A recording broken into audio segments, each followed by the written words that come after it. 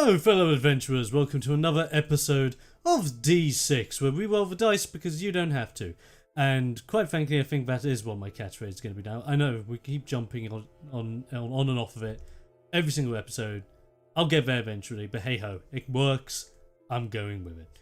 So today we are carrying on with Stealth Squad as they are going through the Shockjammer estate and partying like they just don't care. They managed to get through the spider tunnels and had a little bit of an assist from Gary, their friendly neighbourhood Spider-Man, who helped them get through the trap hole, and they are now within the estate. They took on a couple of pieces of enchanted armour whilst they were opening up a door that got savagely beat down by the half-orc we have on our party. And now, the continuation. So, starting things off here tonight, we have our half-orc that did bash that door down. It's Traug. How did that door smash feel? That felt pretty good. Trog is feeling pretty pumped up right now. You know, he finally gets to beat something up. Nice. Be it a door. Be it a door, but it's still something. And we're also joined by our magical girl. It's Harver. Hi, I'm back. And I'm back again, ready to fight some more spiders and get through this. Nice one. Well, you don't want to fight the spiders, they befriended you. Well, well, we'll see. I'll see. We shall see. And last but not least, everyone's favourite gnome, and I know I kept on saying dwarf last time, and I do apologise. Gnome! It's our gnome monk, Ericust. Whoa! So how many more beans am I going to end up teabagging this time? We shall see. Okay. And also, it's key to note that this is the first episode where we will now be using the Roll20 in the background, just to help us visualise things a lot better. You won't be able to see it on screen, sadly, at least for now, whilst we're still working with things. But who knows, maybe in the future we will splice it in. So, ladies and gents, you know where you are. You smashed down a door in the last session, and now it is up to you what you fancy. Bernard, who sadly is not with us this evening, and I'm filling in for him, did want to open this way because, as you can see on your maps, room 32 may involve something of, well, importance. Frog lost his map. Oh, it's fine. So he will follow you. Well, you can see the map on the on your thing, can't you? Well, kind of, because fog of war. So Traug, you smash through that door. On your left-hand side is another door, but this door is hard and locked, just like the one you bashed through last time.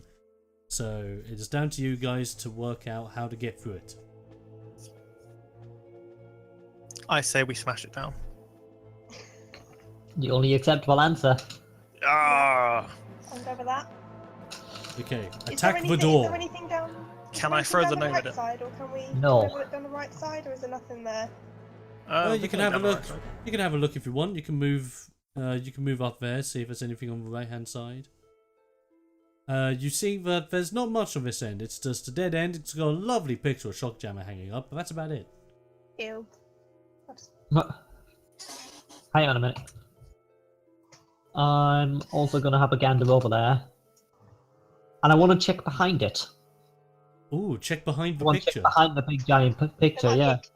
Ooh, okay. Give me an investigation check. Shit.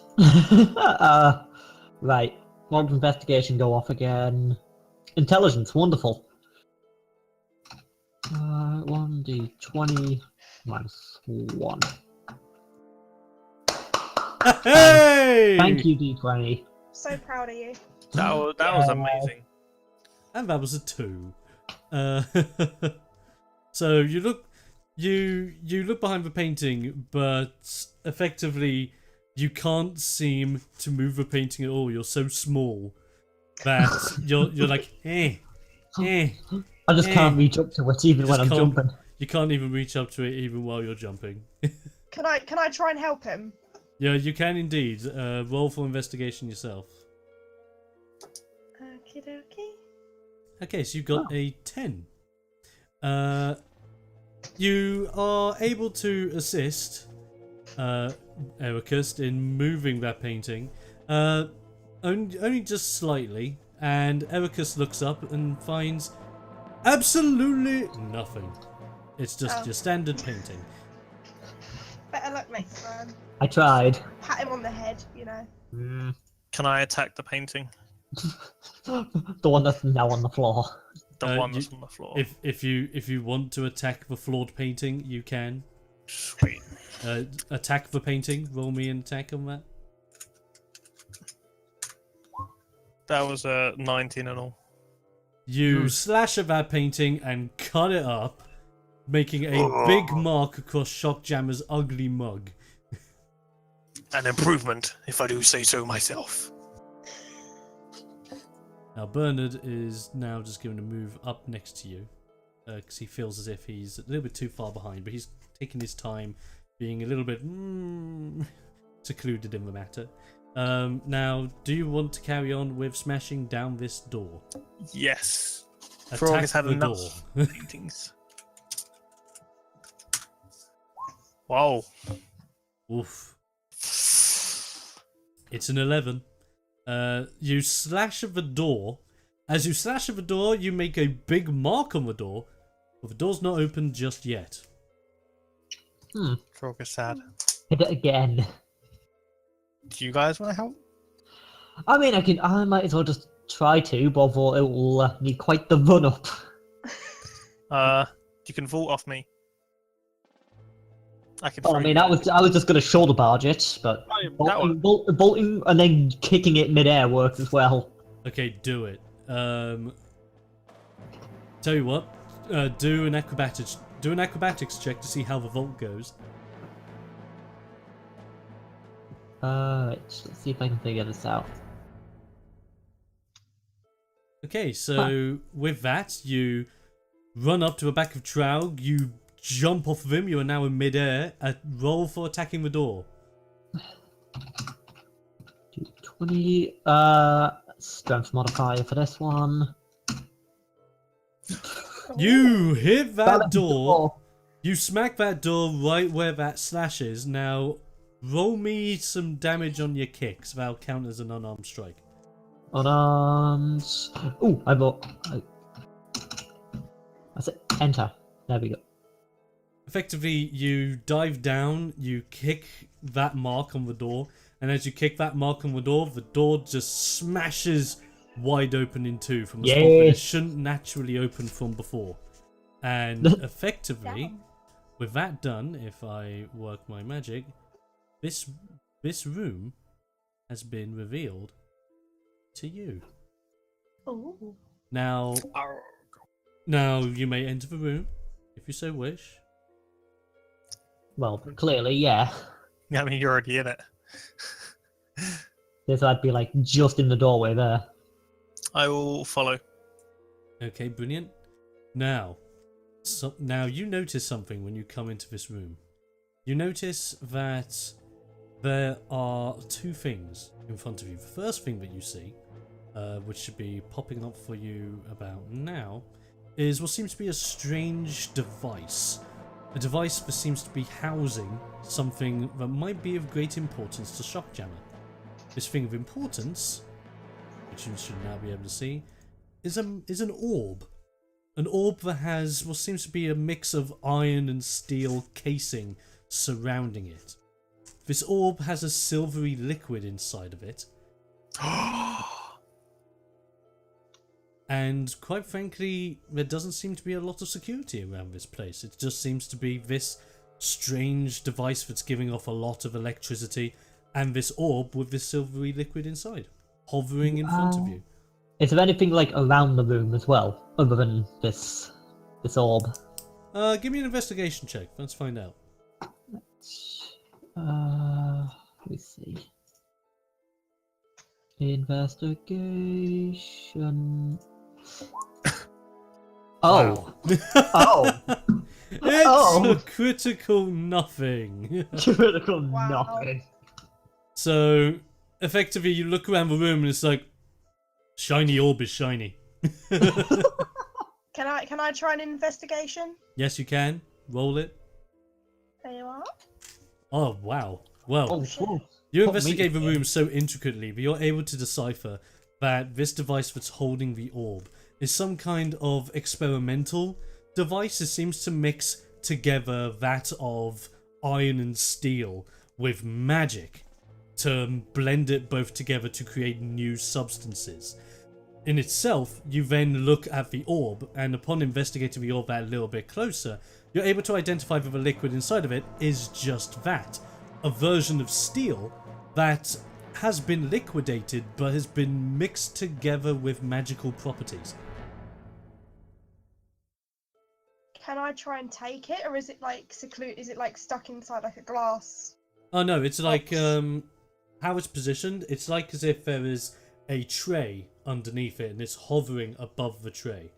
Oh right, okay. So I could sort of swipe it and get it if I wanted to. Yeah, sure, go for it. Yeah. You don't even have to roll anything. Just you grab that orb and Okay. have it in your hands. Now, the orb itself will start to shaky a little bit. I'm just gonna make that orb go away just to identify that you have it. Now this orb is going to shake in your hands, and as it shakes in your hands, I want you to make for me a strength saving throw to see if it stays in your hands or not.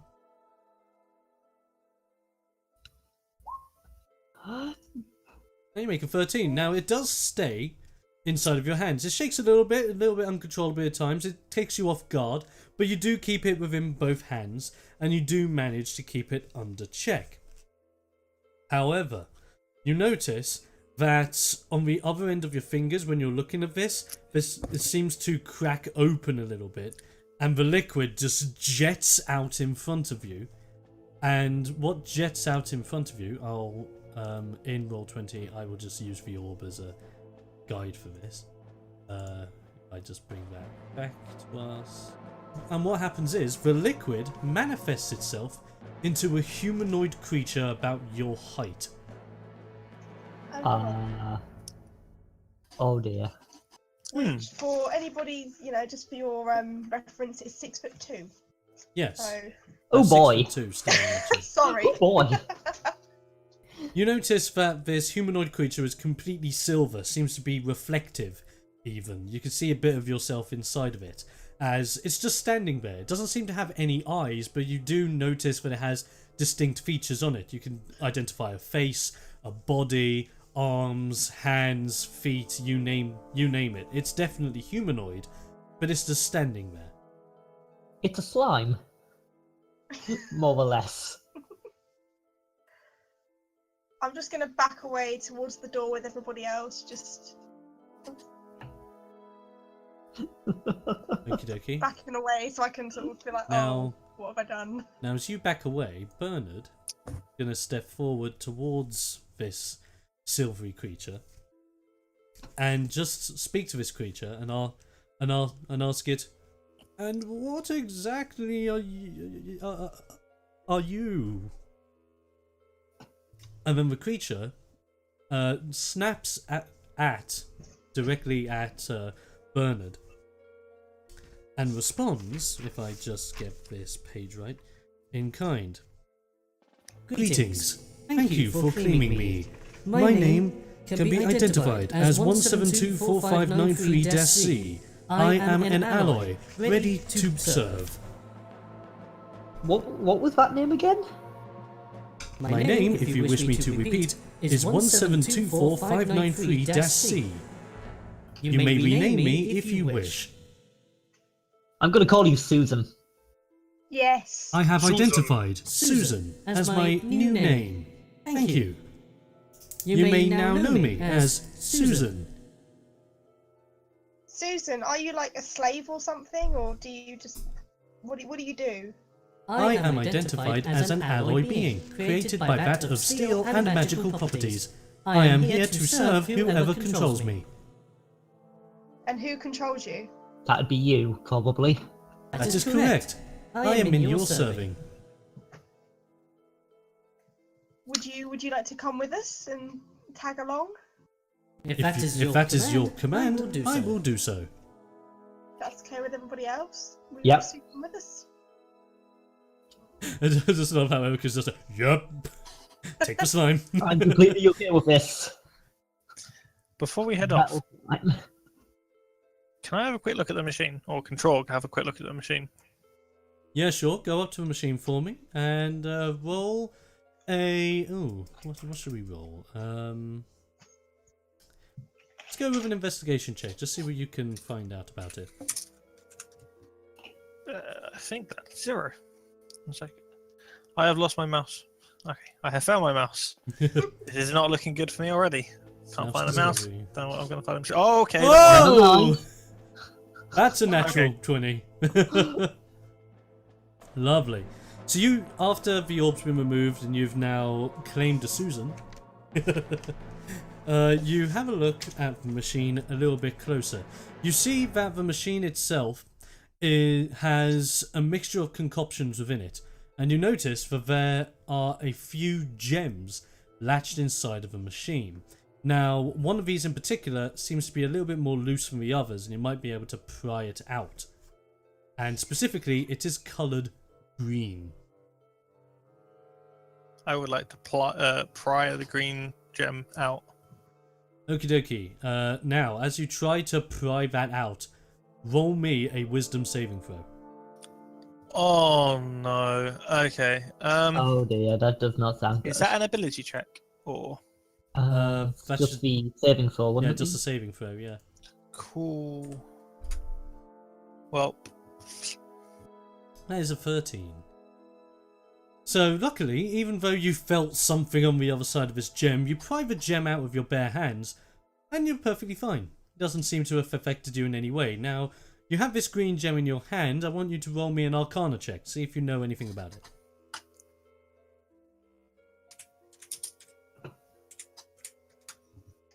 okay. Oh, Oops. wow. Oh, okay. Critting it like a boss right over here. That's another natural 20. Frog the half-orc knows everything about magical properties, obviously. To think It's that a heritage. half-orc barbarian may not be the most well-versed in that of the magical arts, you have a look at this gem and instantly you're like, I see it! And you just look down into this gem and you're able to identify back from a time when you were with your family and the rest of your orc warband. And you noticed that when you were with your orc warband back in the day, you claimed a mine, and in this mine was a gem of a similar property. The gem itself, you ended up taking to one of your wise men of the clan. The wise men identified that the gem had the property where if it was imbued into a weapon, it would be able to give that weapon poison damage. I want to Find a way to fit this into my fists. Do I know how infusing works? Or would Trog know how infusing works? At this moment in time, because you're currently on a stealth mission going through an estate, taking the amount of time necessary to see if you can't put it into your weapon at this moment in time, and adapting things may just be spending too much time as you're relying on the guys besieging the estate of the front to kill and take most of the time for you. I mean, Trog, if he doesn't know, he's just going to shove it in.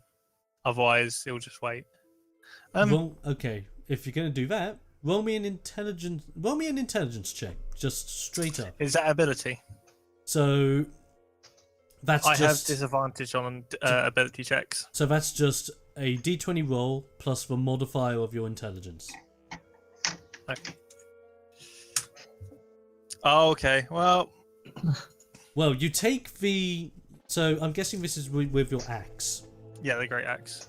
So you take your great axe, and you basically have your great axe in one hand, you have the gem in the other hand, and you just think to yourself, if I put this, and you try and shove it into the part of the shaft of your great axe, where the shaft meets the blades of the axe, and you just jam it in there. You give no damn about trying to carve out a spot for it or seeing if you need to do anything artsy. You literally just jam it the hell in. And when you do, you notice that the blades themselves start to flash and emit a green aura around them. Now, this means whenever you were to hit someone with your great axe, you will now do an additional 1d4's worth of poison damage on top of your regular damage. I thought it was gonna break. This is great. I was like, I want to punch it in there. So well done, you've upgraded your axe. Oh. Aha! I have a green gem. It makes my weapon go green. I'm happy. But, It makes the things you hit go green. Do you want to go green? No. Okay. So at this moment in time, Bernard just looks at you getting a green axe, looks at Harvo who's got a new like shiny metal body that's joining the party, and he's just looking at himself saying, "Where's my special thing?" Bernard, Yeah? do you want my sword? Shut up. Okay, so you now have your new ally buddy called Susan. Now, do you want Susan to follow you around or go back into the orb? Can we summon Susan at any point? Like Basically, yes. As a bonus action, you can just summon Susan, but you have to know Susan's command word, so you can ask Susan to find out what that is. Susan, what's your command words to get you out? My command word to take me in and out of my casing is very straightforward. You simply raise the casing in your hands and say the word, "Come out, Susan." Okay, thank you. Shall we have Susan out for a little bit, or should we put her back, guys? Susan's What do you think? yours. Might as well keep her out for now, I Yeah, guess. we'll keep her out. Bit more company. Okay, I still love that we have like this magical being. We just called it Susan. So Susan will come up next to you, and Bernard will move up a little bit as well, just so that you're all together. Oh. So now, just to put it into perspective, you've explored all of this place, and just as a reminder, you remember that Gary did let you know that there is a room on this map. You do know the location of this room, so I will reveal it to you. The room itself is room 14, and you know that is down there. Oh yeah. So we gotta go there somehow. Let's head to room 14. Do we need to destroy this machine?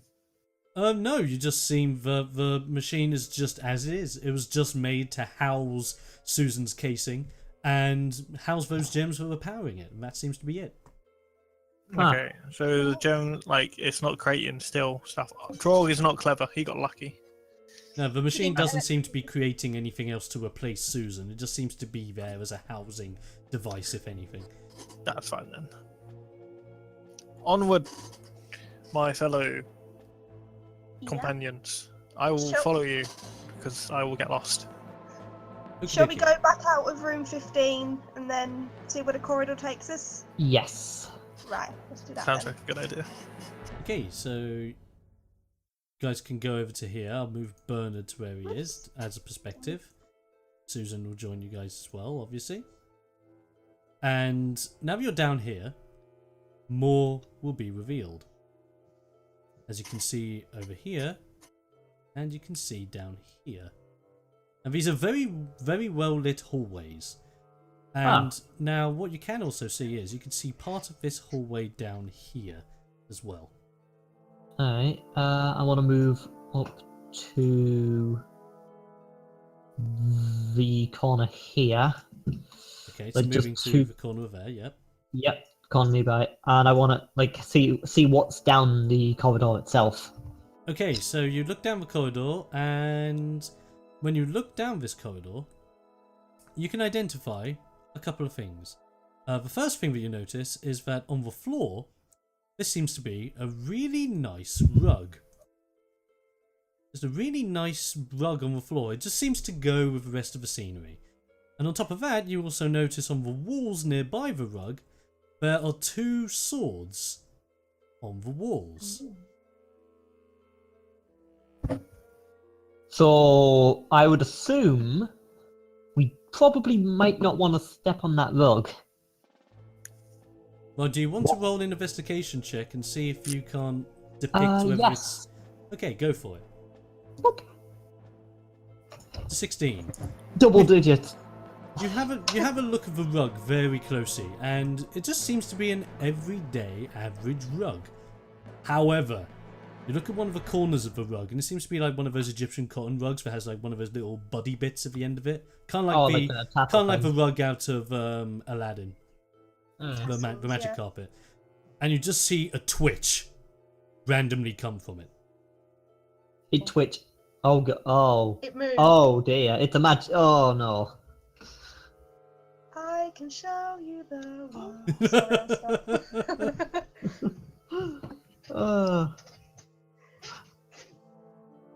Can I investigate the nearest sword, like, to us? Because there's one further down. Can I investigate the sort of top one? Yeah, sure. Go into the hallway and get close enough to that sword so you can identify it. There you go. And just to make sure as well, what I'm going to do is Verna's just going to back up into this corner here just to help look at things. Roll an investigation check on that sword. Okie dokie. Okay, she rolled a 16 on that one, same as what Ericus did earlier. So, you look at the sword on the wall, and again, you look at this sword quite well, and you realise it doesn't seem to be any different than any other ordinary sword. It seems to be a very nice, ornate steel weapon, maybe used in a previous war, or maybe just a mark of fine dwarven smithing ship. But it just seems to be there in its arty fashion for you. However, you do notice one thing. Normally, these swords that are kept on the walls have a holster that keep them on the wall. This doesn't seem to have a holster. So it's just stuck on the wall, like, just there, not stuck against, it's just sort of yes, against it the just wall. seems to be stuck on the wall by its own means. Can now, I ask Susan a question? Yes, you can. Susan, do you know anything about this rug or these swords, like where we are? Do you know if it's anything dangerous or? Well, I'll tell you what. I will roll for Susan. I will roll a thing and see what Susan can find out. Well, I am able to identify that the sword on the wall and the rug on the floor are made from the finest of dwarven craftsmen. There you go, Bernard. You got yourself a nice sword. Oh, shut up. Stop making fun of me. It was one time. Never forget. So, as you turned around to ask Susan this, suddenly, make me a dexterity saving throw. Oh god. That one. Oh. Damn. That's a 4. And a critical fail of a 4 at that. So, effectively, you've turned around to speak with Susan, and as you've turned to obviously speak with him, Ericus looks up at the sword and sees the sword is moving, and the sword goes upward and slashes you down your back. Ow! My wings! And that is... You take 7 points of damage. Ow. And on that note, roll for initiative, everyone! Whoop, whoop, whoop. So, effectively, what's happened now is, after Harvard's taken this slashing damage from this sword that's just animated itself, you now realise that the rug and the other sword behind the rug that's also on the wall have come up and have now animated themselves also. You are fighting things that you thought were just regular bits of furniture. We're fighting decorations. Basically, yes.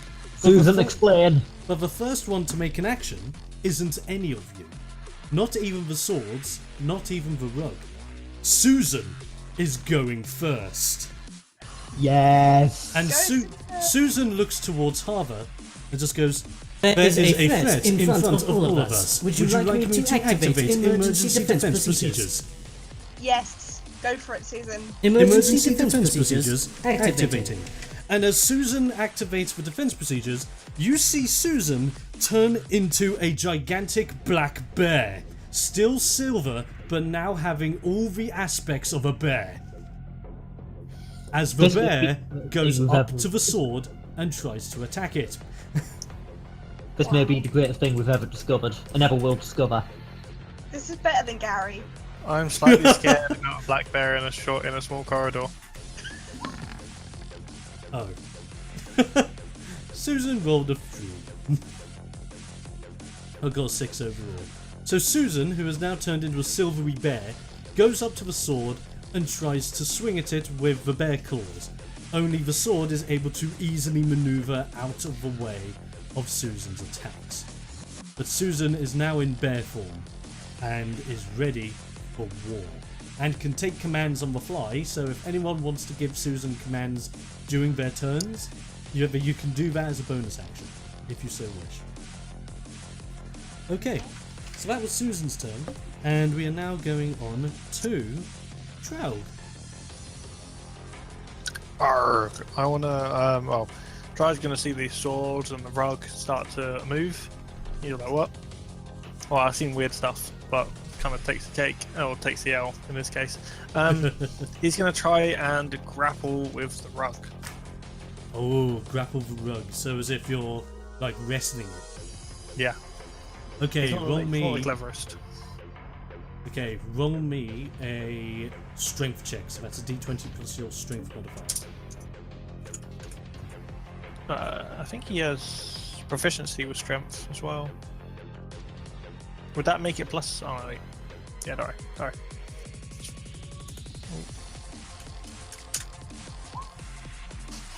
Hey. Lovely, so you rolled an 18 on it.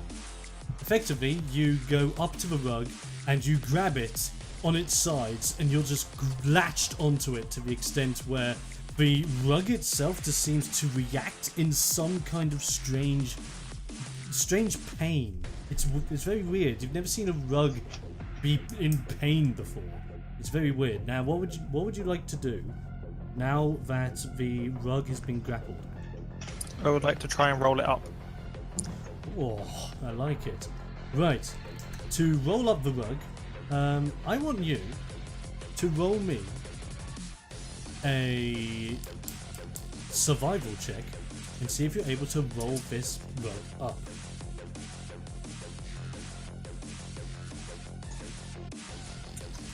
Survival. Ooh. Well, How did you do? What was the number? 13. Ooh. Effectively, you go to try and ring up the rug. The rug itself just seems to fight off against you, and it's getting really, really tough.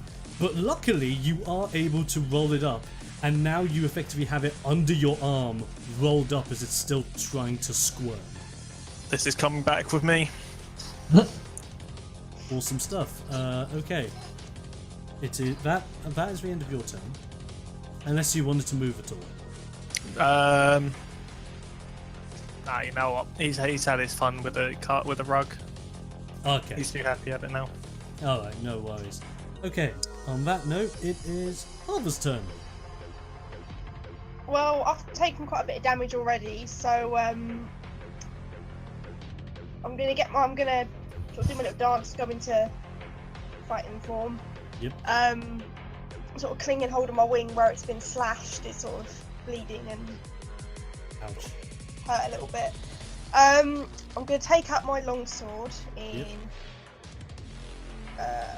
one hand, and I'm gonna try and sort of battle against the other sword to try and knock it back into the wall and out the way. If that makes sense. Roll an attack against the sword. Okay, so you got a 15. You managed to fight the sword and you're parrying one another's blows, but you don't seem to hit it enough to see it take damage in any way or form. You just seem to be parrying against it as if it's some crazy sword-on-sword battle.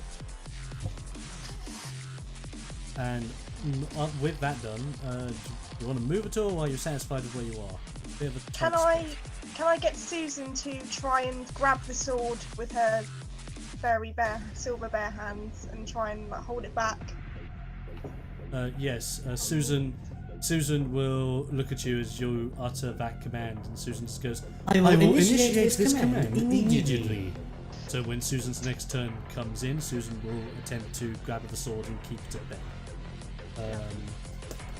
Next up, it is... Well, it is the sword. It is the sword's turn. There we go. So the sword itself is quite satisfied with having part of your blood on it, and it wants more, so it will roll again against you. And it gets a 19. Oh no. Oh no. See you later, guys. So effectively the sword, you're fighting with it, you're riposting some of its blows, but it gets a nasty blow in just above your chest, showing signs of blood as you are careened back a little bit. Now with that done, it is...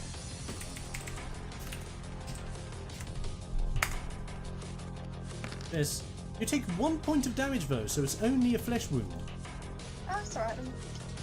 Although it got a hit in, it wasn't as strong as you were hoping. Okay, coming up next, it's the other sword. Wonderful.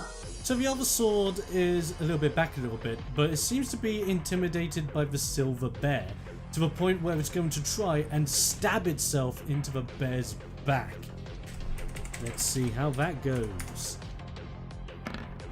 Rolls a 3! No.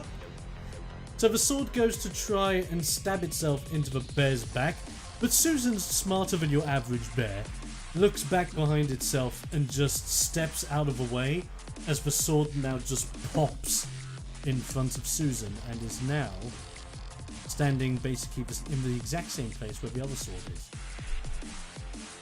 Okay, so now you've got dual sword action, one pointing towards Harbour, the other pointing towards Susan in bear form. And next is the rug. Now the rug is going to try and make a saving throw to see if it can get out of being in this condition that it is in. So it is a d20 plus that. Rolls a 16. Now, Traug, I want you to roll me. Yes. I want you to roll me a strength check. So that's a d20 plus your strength modifier, and see if you beat 16. No.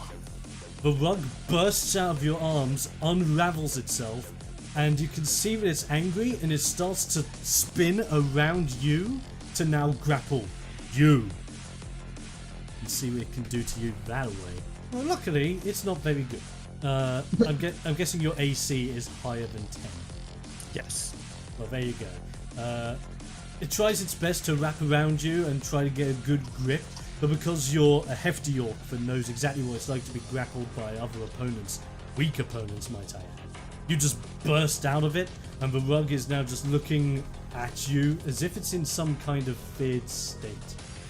And next it is Ericus. Finally.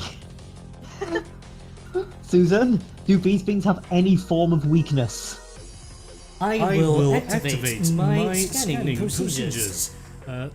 Now Susan is just going to use that command to see and identify whether she can find anything of use, so, or any weakness of use.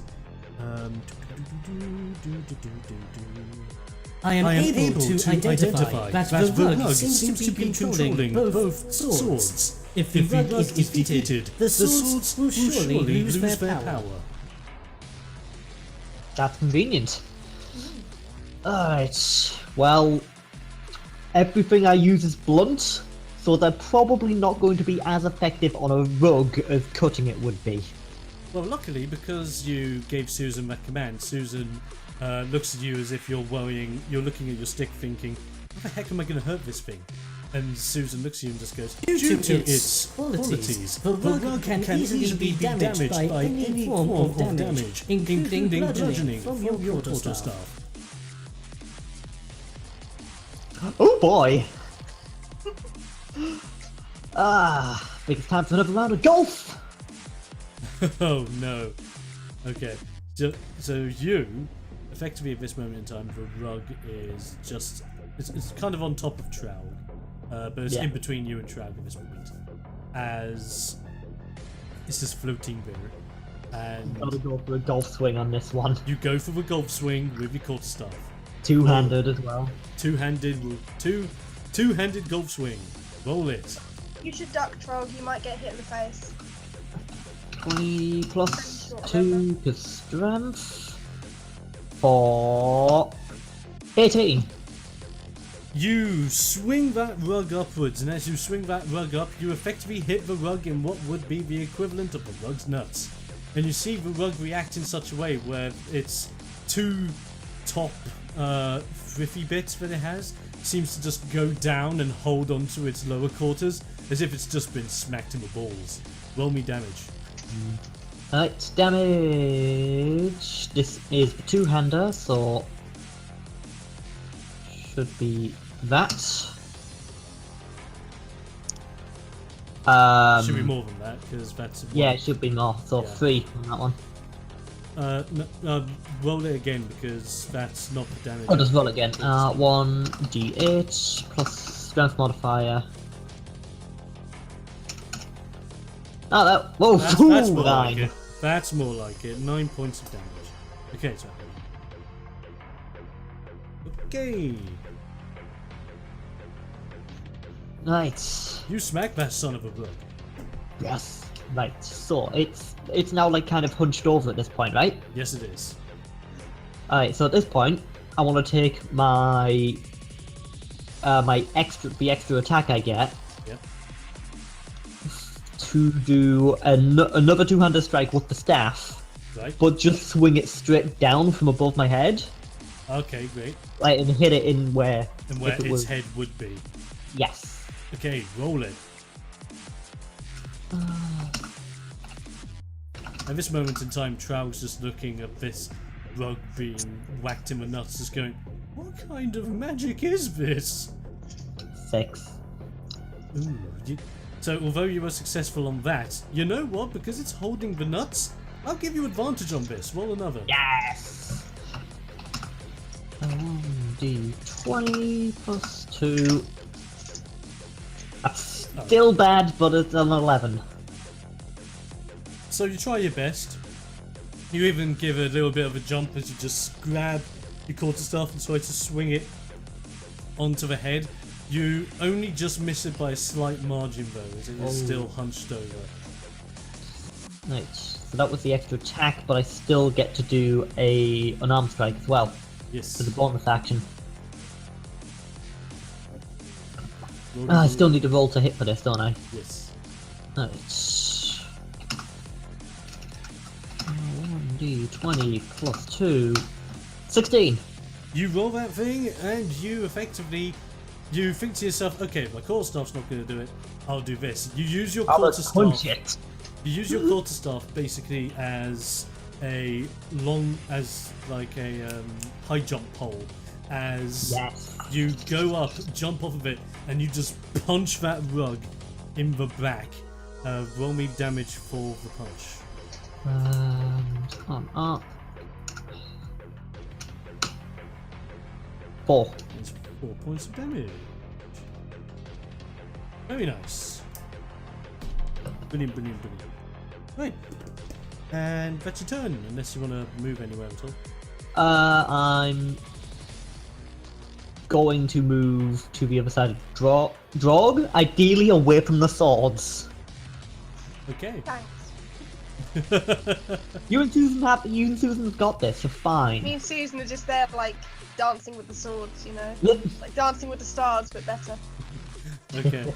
So, with that done, it is now Bernard's turn. And Bernard, although he's a little bit shy of it, a little bit like curious of what magic is possessing him with this, he moves. I'm just going to see. Oh, of course he can. He moves over to where you were prior. Now that you've moved out of the way, and is now. I'll just give him a high five on the way by. Oh yeah, as if you're like tagging in and taking tag in time. As he now comes round the back, and he slowly whips out his scythe, looking at the rug, and just go, I will dissect the magic from your very seams, as he goes to just cut down the seams of the rug. Okay, Bernard, don't let me down. Let's have a look. So that is a 24. That Whoa, that is pretty Wow. damn good. Well done, Bernie. He grabs at that rug and drags his scythe down it as you see some of the seams just pop out, and the rug just seems to be aching backwards as if its very soul and life essence is being cut out of it at this moment in time. Right, now to roll damage for it. He deals 4 points of damage. So although he's cut it at the seams, not hard enough. Ooh, it's taken a bit of a beating. 6.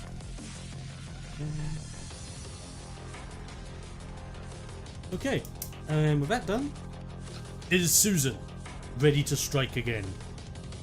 Now, Susan in bear form remembers the command that Harva gave him a moment ago. It just goes, I will now initiate command to grab the sword. He will now go out and try to latch onto the sword. Bearing in mind that because he's in bear form, he does have a bear's strength, so this should work in his favour a little bit more. Got Susan. Susan! Ooh! Is that it? Whoa! That is Yeah. fantastic. Susan grabs that sword, one claw on the hilt, the other claw on the other side of the sword, as the sword is trying its best to break free, but Susan has a tight grip on it. I have acquired said sword. Ready for next command. And Susan will pass the turn, well, the rest of the turn, carrying the sword in bear claws, as it is now the turn of Drow. Arr. Dry's gonna see this rug and is like, my friend, he doesn't want to be with me. He must die. Ooh. So he's gonna just like attack it with his great axe. Just absolutely just swing it at him. Okay, for the best. go for that attack roll. That's a 22. That is a 22, very nice. What? You slash at that rug, being really saddened on deep inside that the rug wouldn't allow to come home with you as a new trinket or a newfound friend. So you think, if you can't have him, no one can. Roll that damage.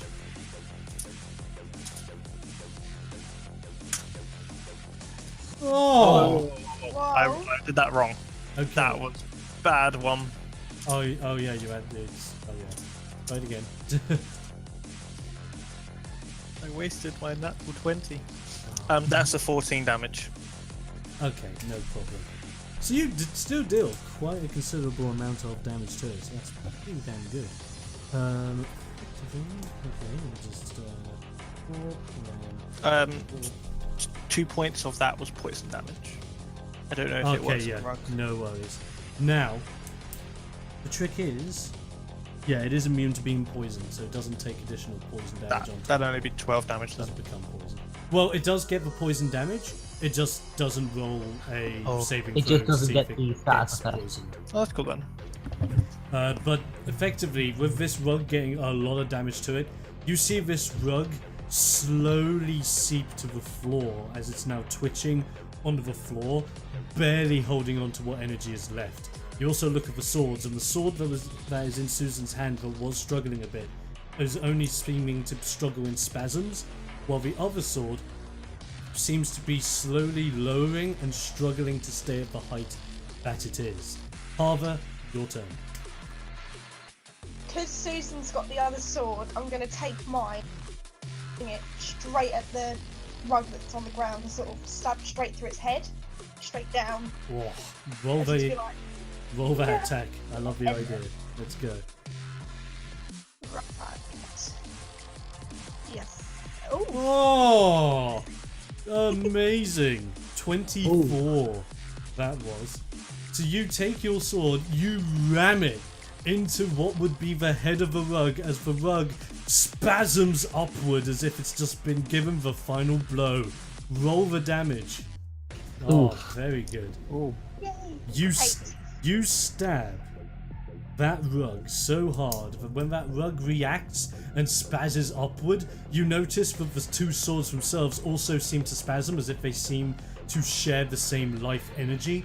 And as the rug just flops to the ground and seems to lose all of its colour that seem to have the magic attached to it, the swords just lose all effectiveness and just drop to the floor. The one in Susan's hands now just losing all grip as Susan slowly returns back to humanoid form and is now just holding the sword in his hands.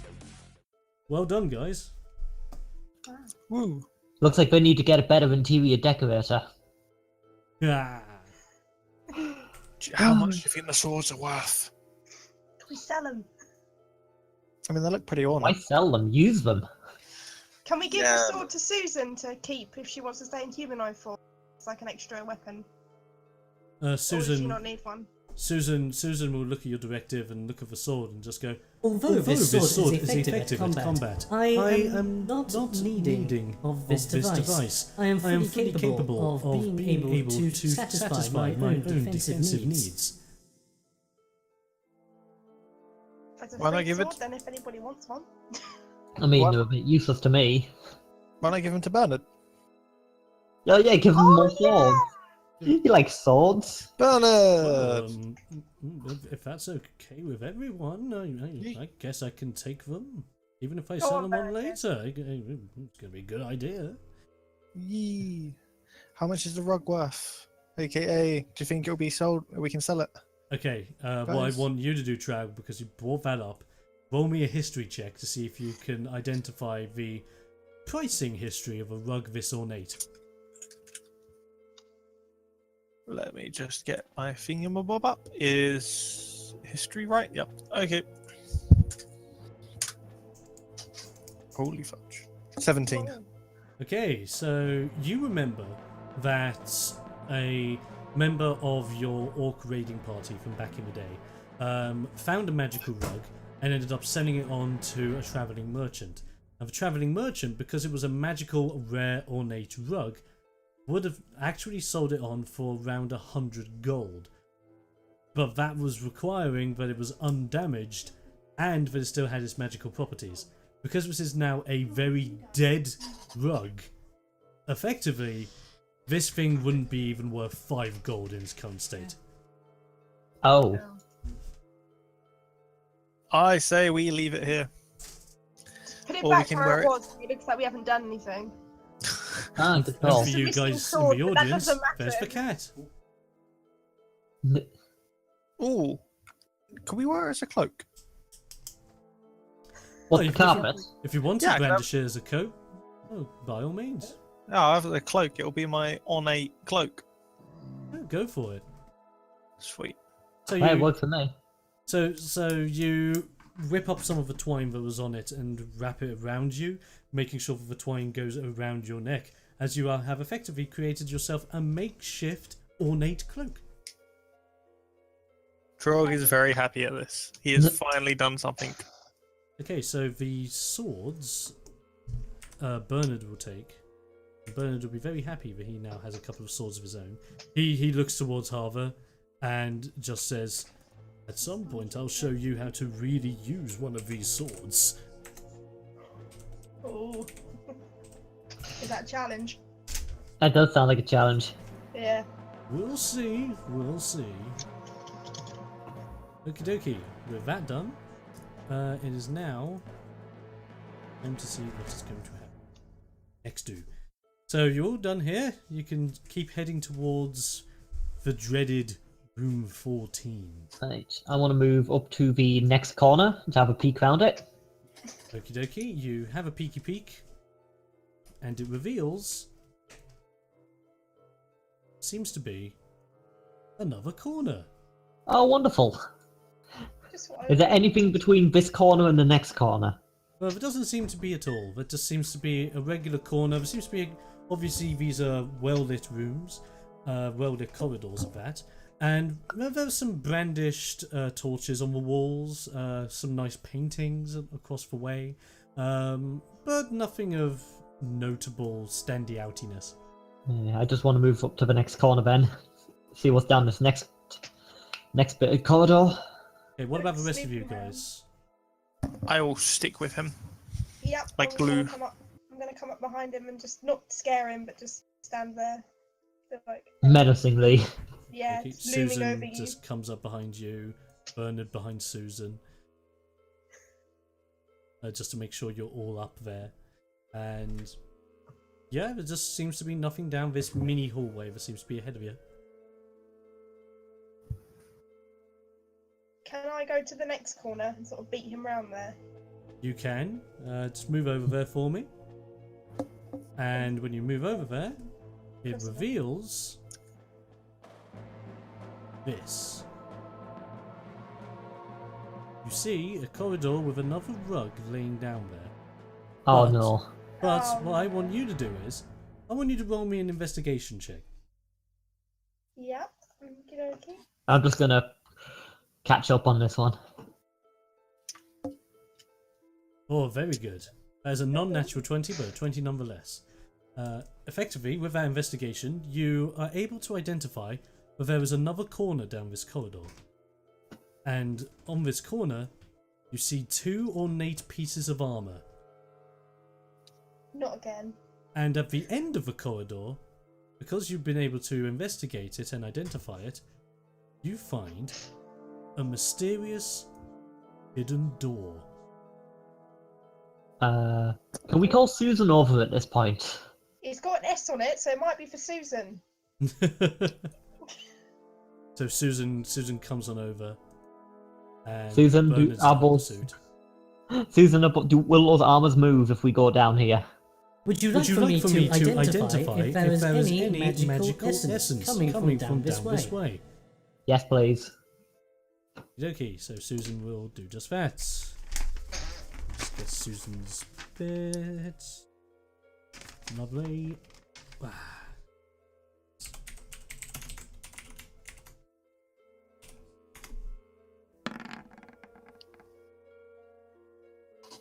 So what happens is Susan ends up coming over to here just to see if you can identify anything, and turns back towards Harvey and just goes, There is no current magical essence in this vicinity. The pieces of armor and rug seem to be inanimate. What about the door? Can you see anything from the door? Would you like to point to me as to where this door is? Straight down the corridor. Just keep. That one. I will identify said wall. wall. He goes on over to this wall that you've identified as a door, but of course Susan doesn't seem to identify it as a door at the moment. Susan goes up to it and starts touching it up, and as it touches it up, notices something and says, There is a crevice inside of this wall. It may reveal a portcullis and open said wall to reveal a room. Would you like me to open entry to the room? Yeah, please. Yes. Initiating. Susan pushes the button, and as the button's been pressed, the wall clears backwards and reveals the room itself of room 14. As it does, you notice that as the wall goes back, there seems to be 3 streams of purple energy going through the air, one of them going into the rug, the other 2 peeping round the corner back to those 2 pieces of armor. The energy seems to surge into these beings, and effectively the armor snaps out of its holdings and becomes alive, and the rug slowly rises up, waving. It is time for battle once again. Roll initiative. Oh boy. Well, I mean, the last bits of armor we fought were fine. Yeah. Where is it? Found it earlier and I've lost it. 15 initiative for Trog. Lovely, you get 15. Bernard gets 21. 20 plus dexterity. Hey! Very good. All I've got to do is roll for Susan. 17 for me. 17 for you, and Susan gets 5. Well done, Susan. It's like the opposite of last time. Cool beans. Okay, so to start off the fight, bearing in mind, I will now just reveal these things just to make it easier so you can see where they are. Whilst I'm revealing these, it is Bernard's turn. Okie dokie, so what Bernard is going to do, because he's a little bit of a ways back, he is going to step out a wee little bit. And what he's going to do is he's going to stand right here. I'm just going to see if he can move there, which he can. He's going to stand right here. He's going to get one of the long swords out that he got from earlier and ready himself. And he readies himself, puts himself in a readying form, looks back towards Harva and just goes, "Are you ready to see how a longsword is really used?" This ought to be good. I'm just gonna come up next to him and pull mine out and be like, "I'll show you who's really better at using swords." Well, you can't move yet because it's not your turn. Yeah. Go back. Sorry. Get back while you are. Okay.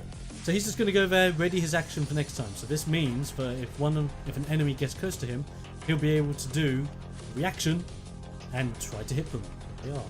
Okay. On that, it is Ericus, your turn. Yes. Right. Susan, is this the same deal as last time? Beat the rug, beat everything else, or do we have to beat everything? I will ready myself when it is time. Okay, cool. We're beating up the rug again. Okay, so I'm miles away from this at this point. Oh god, that's my full movement as well. I'm gonna risk it. Moving up to the carpet. Oh, okay. As I pass further, it's just like, forget your swords. Hitting things with a stick is how you get it done. Okay. Just as I'm running on by. And you smack Right. back carpet with a stick. Roll Yeah. it. Gonna like kind of actually more of a thrust with this one, like it's a spear. Oh, yeah. More of a thrust of it, yep. It's about two-handed. Yes, it will be. Oh yeah, go for it. 1d20 plus strength. 1. Yes! Oh, Just stab it square in the gut. very good. Right, you stab that rug, square in that rug gut, and roll me some damage. Damage. Yes! 9 damage. 9 damage to the rug. Ooh. Okay.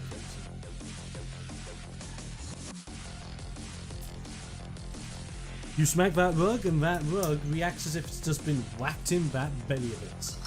Alright. So at this point, as using the extra attack I get, Yep. pull the stuff back, Yep. then flip through my hands a bit, Yep. to then bring it up over my head and just slam it down. Like you tried to do last time. Yes. Okay. Roll it. 1d20. 10. You go to smack it on its bulkhead yet again. Again, not quite there. You just seem to be a little bit of a ways off. Right. Unarmed strike at this point. Out of pure frustration, I'm just gonna kick upwards. Like, do one of those backward bicycle kicks. Oh yeah. Just Nice. to try to kick the carpet in the head. I like it. Roll. 20. But You do. 5. You perform a bicycle kick, which looks really cool. Like Harva sees you do a backflip, and it's like, woo! No, me doing a backflip. But you didn't even touch the rope. Oh. You effectively did it as if it's like, look at me! What I can do. And because you moved as well, I'm guessing that's your full turn. Basically, yeah, I can't move anymore. Okay, no worries. It is Harva's turn. Right. Well, I'm gonna do what I tried to do last time. I'm gonna move up next to Bernard, pull out my longsword, sort of ready myself, and I'm gonna go for the armor that's right in front of me and try and pierce it straight in the sort of chest piece. Okay, that's a good plan. Roll for the attack, please. 24. Oh, lovely. Effectively, you take your longsword, staring at Bernard before you perform this, and you stab your longsword directly through the chassis, coming out the other side of a piece of armor. Roll me some damage. I did that two-handed, so it's a d10. Nice. 10. Oh, okay, nice. Okay, so you do that damage to him. He's now down to that. Brilliant.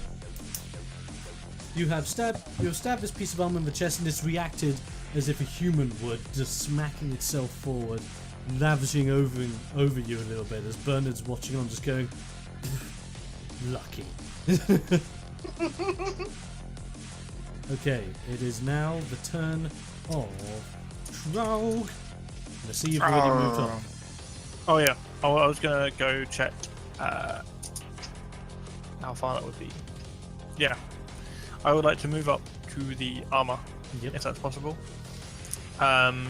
Just the same one the Harvest fighting, or the other one? The other one. Okay. And I will, Drog will frenzy. Okie dokie. So you're looking at this piece of armor, looking at how Harvard's already dealt a blow, and you're inspired by this as you're like, it's time for war, as the frenzy overcomes you. Now what are you planning? What? Sorry? Now what are you planning? There's armor. He doesn't like armor. He's gonna hit the armor with a great axe. Okay, roll it. That's 23. Very nice. You take your great axe. You're not able to pierce the armor like the longsword did, but what you do is you slash across the armor, and you effectively dig into the right arm of that full set of armor. Roll me some damage.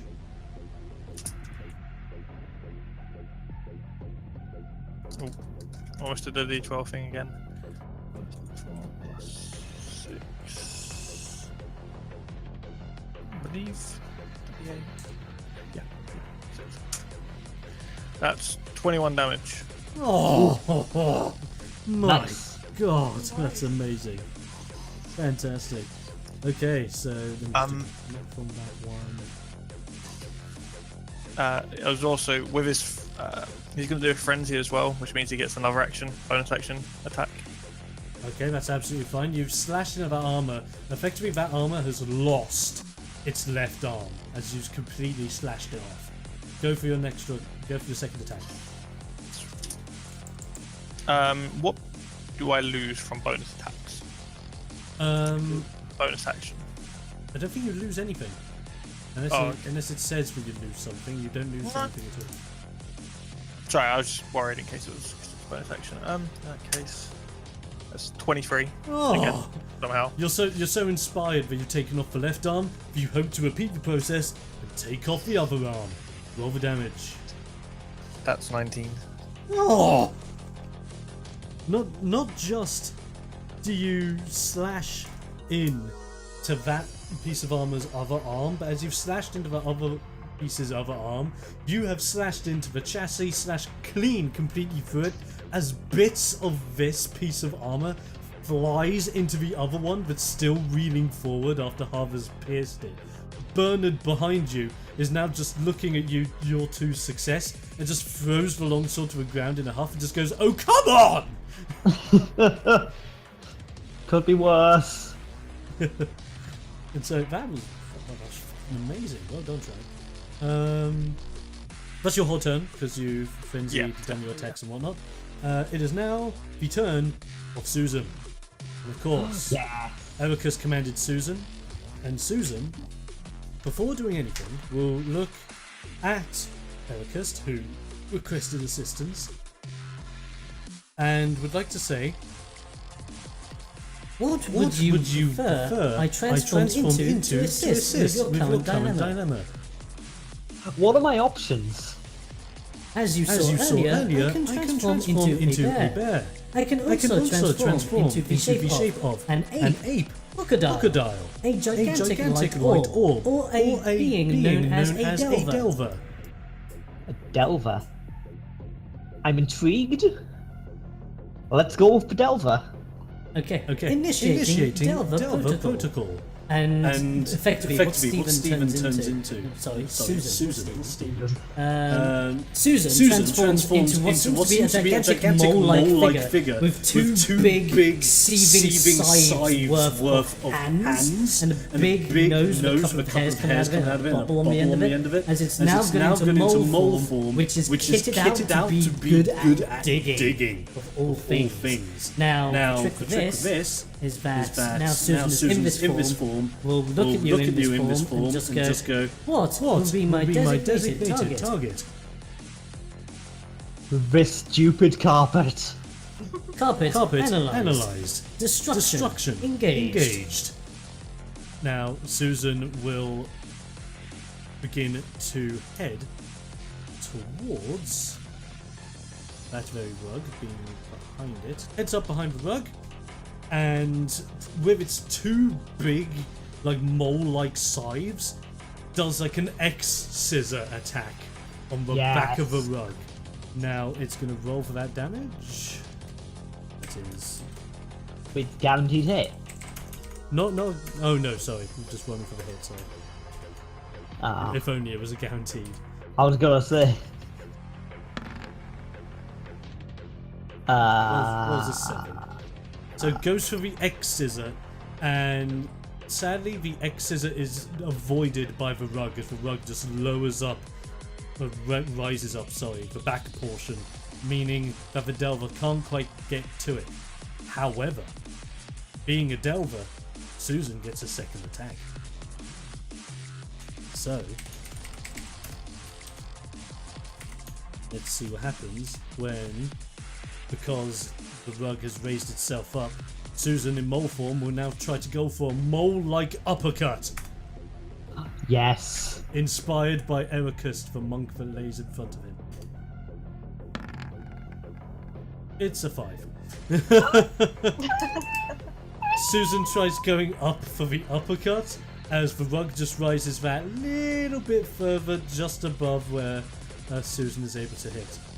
As Susan just looks back at Ericus and just says, I will continue my procedure after I have evaluated what went wrong. Okay, and with that, it's the rug's turn. So the rug, although it is annoyed at you for piercing it in the gut, looks at the Delver and is quite, frightened by it. So what this rug will do is, this rug will try to wrap itself around Susan in Delver form. So let's see what happens when we do that plus that. What does it equal? A 9. That is terrible. Effectively, it tries wrapping around the Delver as Susan, being very, very bulky at this point, just pushes it off with zero effort, looking at the rug and going, Your attempt to try and wrap around my Delver body will be unsuccessful due to my girth. And the rug would just float down and put its bottom 3 bits onto the floor, stamping it as if it's really, really mad. It is now the turn of the one piece of armor that Harva was attacking, that, although it is stabbed in the gut, will react upwards, look at Harva and directly punch her in the face with one of the iron gauntlets that it has on. Ooh. I'm getting so badly hurt. It is... Probably might want to hold back a little bit. I can't move. As an 18 against your AC. 15. Okay, so that's a hit. It punches you in the face as that causes you to react backwards a little bit, causing the longsword to come out of its chest. Now, as for the damage... okay, so that is... Something tiny, please. 4, that is 6 points of damage. Oh. So, what are you on at the moment, out of curiosity? I think I'm on 5. Okay. Well, unlucky for you, the piece of armor has another attack left in him, and he punches you with its right hand. It's going to go in for the left hand. So let's see. Oh, that's terrible. Rolled a 6. So although it feels success after hitting you with its one hand, goes to swing with the other hand, and it seems to be the daft one, as you are obviously engaged enough to swerve out of the side, doing a sidestep as the fist comes very close to your face and retracts backwards. The piece of armor is ready for war as it puts up a brawler-like stance, ready for a good fight. And it is now Bernard's turn. Bernard's a little bit miffed that he's been unable to really do much at the moment, but what he's going to do is he is going to move straight up next to the piece of armor as the other one's been shattered, moving past, try to carefully move past Traug, who is just in a mad frenzy still, and he's going to take the longsword that he still has in his hands, look towards you, and just go, "Oh, would you like some assistance?" And I'm just gonna sort of look up, bloodied nose, and just sort of glare at him, and then slightly nod my head. Just go, you can just go, "Very well then," and just goes to stab the piece of armor through the helmet. Now let's see how this goes. Bernie, Bernie, Bernie. Ooh, Bernie, Bernie. Ooh. Effectively, what happens is, he goes for that longsword stab through the helmet, and as he goes to stab it through the helmet, he completely misses and just swings the air towards the back of the helmet, still looking at you as if to think, it was close. Boy, sure, it's a good thing I can't see any of this. Okay, so with that done, it is now Erika's turn. Alright. No. Yes. Yes? Yes. I want to do... Alright, what I want to do is I want to try to jump and use the carpet to pole vault off of. Okay. But essentially I'd be stabbing it straight downwards with two hands on the staff. Okay, you know what? I'm just going to let you do this. So you effectively, you do exactly just that, and you go in ready to do the stab downward from above. Yeah. It's time for war, and that war is now. Roll, let's see if I hit it. Roll that attack, please. I'll take it! 16! It's a 16!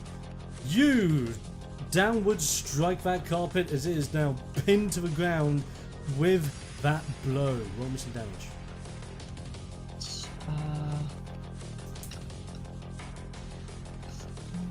2 hands. 6. Okay, minus that, so... nice. Brilliant, well done. Right. Now for my next trick.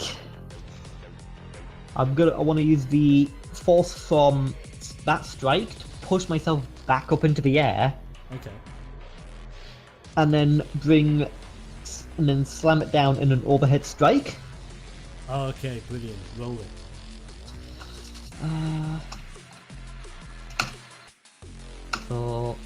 18. Lovely. You punch that son of a rug. Well, with the staff, I'm still two-handing it at this point. With the staff, of course. Yes. Roll for some damage. Staff, 2 hands, for 4. That's 4 damage in that case. All right. So -4. I might have to put the cat out. Troubles of having a cat when it's not your cat. Okay, give me 1 second. Ooh, got the perfect plan for this. I'm just sort of there, just covered in blood. No, he's just having a nice time laying behind my chair. Okay, well done. That's your 4 damage. that was my extra attack. Yep. Still got the unarmed, but I'm going to use the force for that last strike to give myself enough forward propulsion to fly towards Susan. Right. And obviously flip it, doing a spin at this point. Yep, sure. To ideally jump off the scythe hands that Susan has, have order to cross them up, so that I'm able to get my feet onto them and jump off again. Okay, for a bit of added momentum. Back in the direction of the carpet. Okay. Roll me an acrobatics check. Acrobatic. Bop. 9. You do these spins out in the air as you're looking at Susan, who puts an X up above the face still in the Delver form. And as you go to jump off of the scythes, you don't get as much momentum as you want, but you get enough to go in for that blow. Roll for that attack. So, time to punch. Time to punch while flying through the air. Nice. 18 again. Yeah, you don't have as much momentum as you were hoping, but you have enough momentum, and you blow into that rug. Roll some damage. Unarmed. 4. Oh boy, that's another minus 2 4. Wait, 6 4 4. Right, that's not bad. Lovely stuff. It is now Arva's turn. Right. As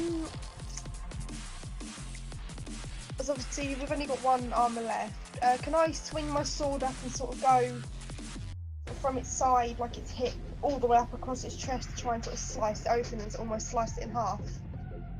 Yes, you can. Roll for the attack. There we go. 24. Oh, that's lush.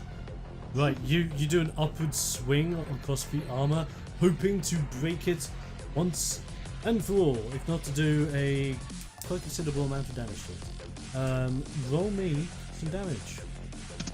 Two-handed again. 2.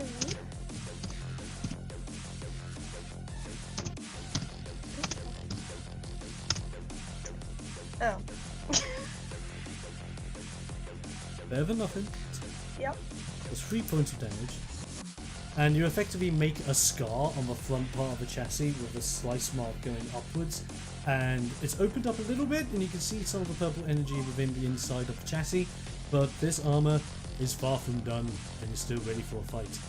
Now, do you want to move anywhere, or are you okay?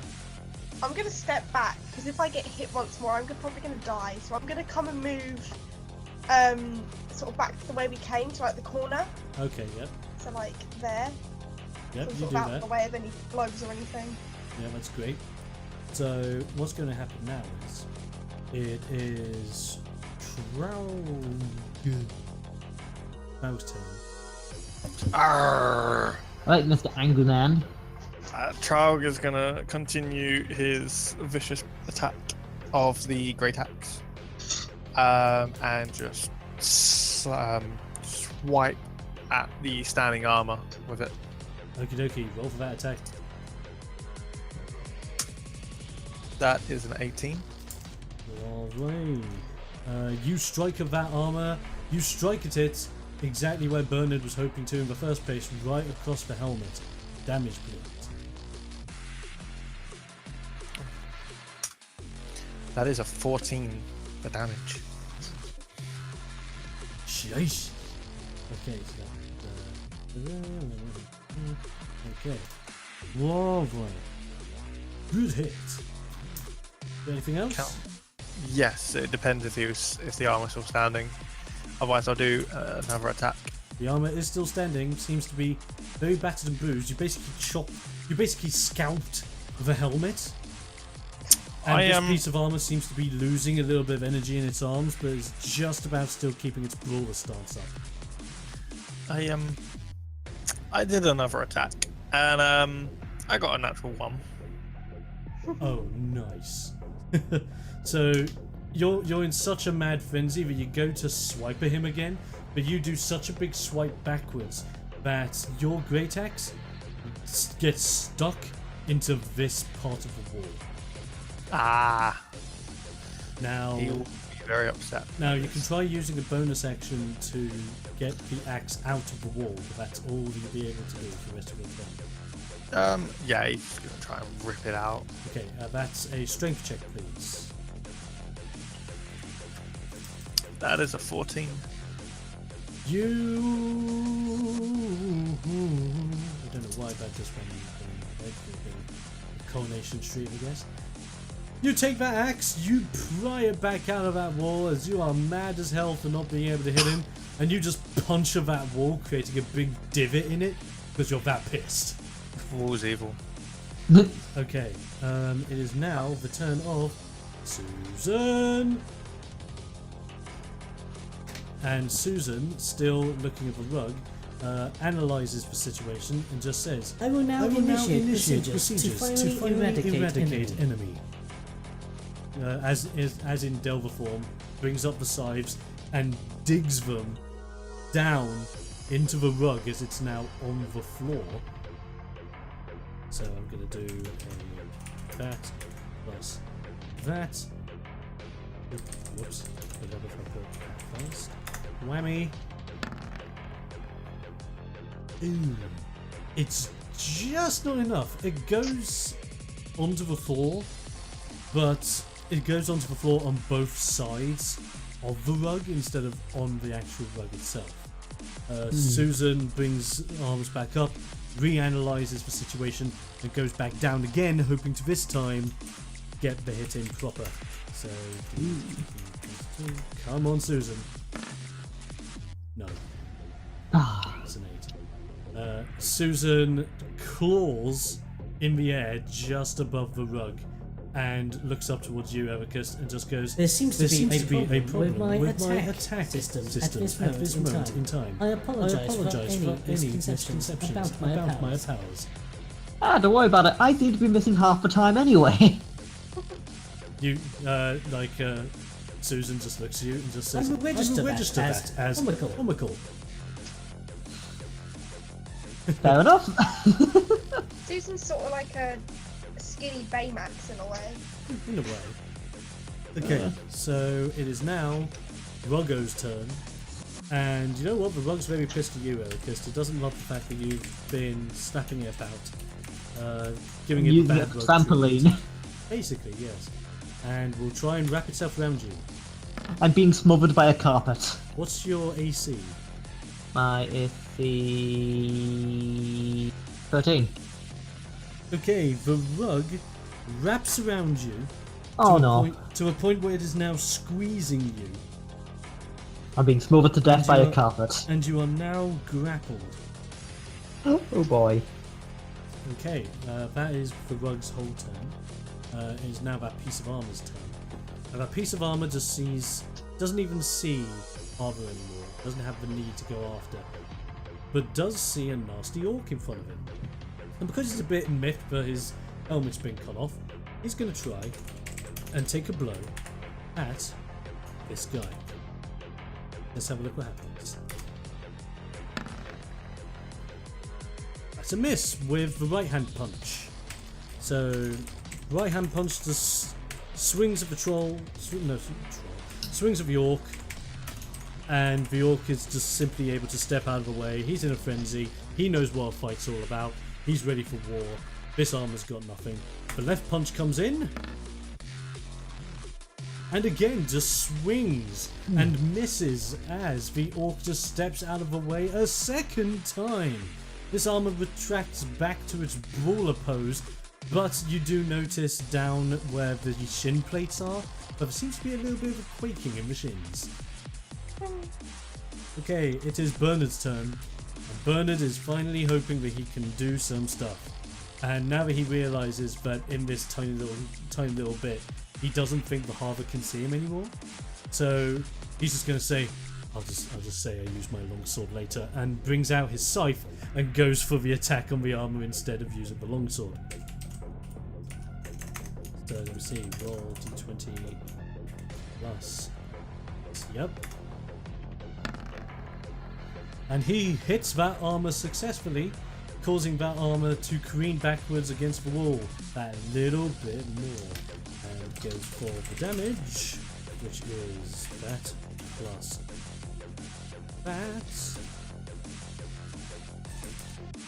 I could have looked very bad. Yeah, that one. He does 9 points of damage to that piece of armor. And effectively, by smashing it against the wall, the armor loses all its magical essence, and the armor itself just shatters when it hits that wall. Bernard feeling exceptionally happy with himself as he quickly retracts the scythe back to his back and picks up the longsword again, looking back at where Harva is, holding her wounds, thinking that Harva's just turned around to have a quick look as to what's happened. He's thinking, she will never know. I'm just sort of looking, I just see this like shattered piece of Bernard with a longsword. Raise my eyebrows and I'm just like, well damn. Nice. Okay, Ericus, we'll go. I'm being smothered by a carpet still. Yes, and with that, I need to use an action. I'm afraid I must tell you first, at the start of your turn, you take damage. Oh no. Because you're getting squeezed. Oh boy. Okay, you take this plus this. You take 8 points of damage. Oh god. Right. And now, to break out of this grasp, I want you to roll me a... 2. Yes, I want you to roll me a strength check, and you have to beat a specific number in order to get out. Right. I think I need to click that. 13. That is exactly what you needed to get out. You Hey! use your Noma's strength as you feel the squeeze from the rug, as you're just like channeling in your inner monk chi as you just burst the rug out of you. Get ready. What are you gonna do now? Well, that was my action. So I can't attack with the stick. Well, I'm counting that as a bonus action. Because that was just a reaction of you getting out of the grapple. Alright. In which case, I think it's time for a bit of revenge again. The stickening? The stickening. I like it. Let's go. Baseball swing. Baseball stickening. Let's go. Roll for the attack. Double-handed, as always. He's gonna roll it. Oh. You get a 5. So I miss. You do the baseball swing, and Then- the rug is able to duck underneath it. Underneath. In which case, while it's going over to my left side, and then at that point I'm gonna swing it downward. Okie dokie. Go for it. 9. The rug then seeps to one side as you miss it yet again. I'm just gonna spin kick it at this point out of frustration. With the unarmed strike. Okay, go for it. 10.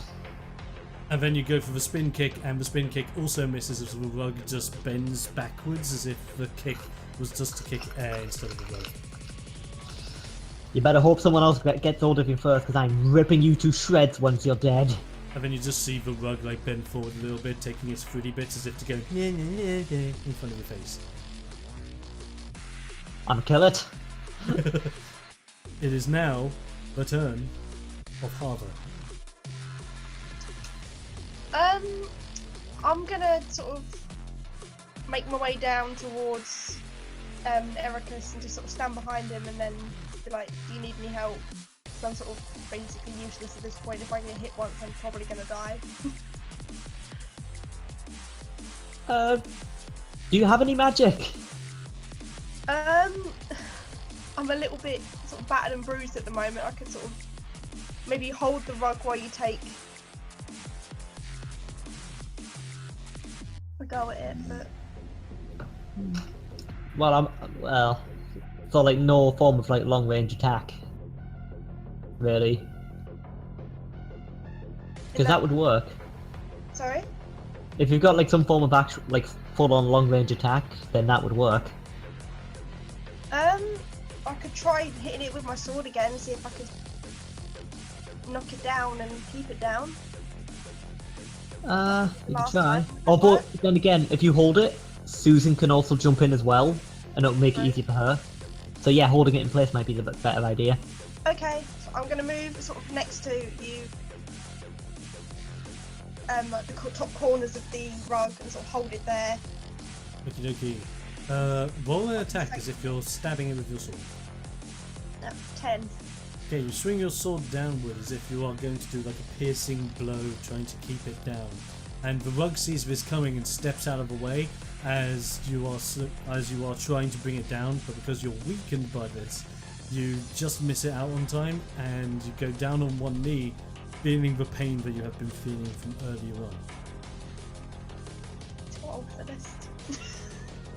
That is your turn. It is Trout time. I want to try to continue on with the armor, having already defeated the evilness of the wall. He's going to concentrate back on the armor. The armor's dead. Wait, the armor's dead? Oh, Oh yeah, the My armor bad. died. he's going to go Rug it is. You carpet, if that's okay. Can he get to the carpet? can indeed. There's enough room there for you to fit in and to help out everyone. He's going to go and attack the carpet, if that's right. Okay, attack it. Show me the carpet damage. Oh! 23 again. See, whilst you guys are panicking, thinking, oh come on, what is it going to take to finally take out this carpet? All of a sudden, hulking over Ericus is this pissed off half-orc, and he just swings his axe downward and smacks straight into this rug. Roll for damage. 19 damage. Oh, spook me. You swing down onto this rug in such a way that it splits the rug in two as both parts of the rug just seep down to the floor. It loses a slight bit of its colour, and it is officially dead. I weakened it. I weakened it for you. You guys have survived to live another day. And Susan comes out of the form that it's in, back to the humanoid form. But what Susan can do is, Susan will go towards Harver and just go, Master, would you like to have some would it help if I was to give you some basic first aid? Yes, please. that would help a Yes, lot. you really need that. I really do, yeah. If I get a paper cut, I just collapse on the floor, I think. Okay, so let me just check. Oh, that's great as well, because just so you know, has a +5 in medicine. So it's like if it was designed for this shit.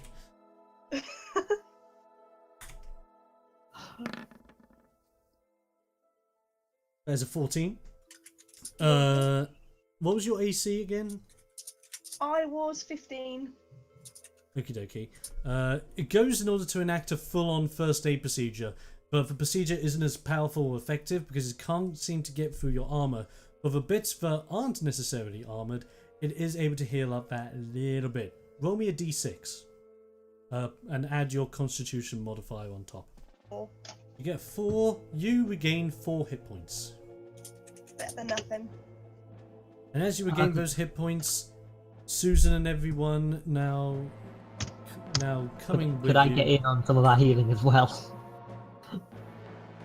Susan looks at you and just says, I would gladly help you. I'm afraid I can only enact one series of medication per rest. I'm afraid I will need to recharge before I am able to give out more healing.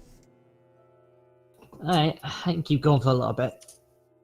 Okay, Bernard Should be meets up alright. with everyone. Hopes everyone is okay.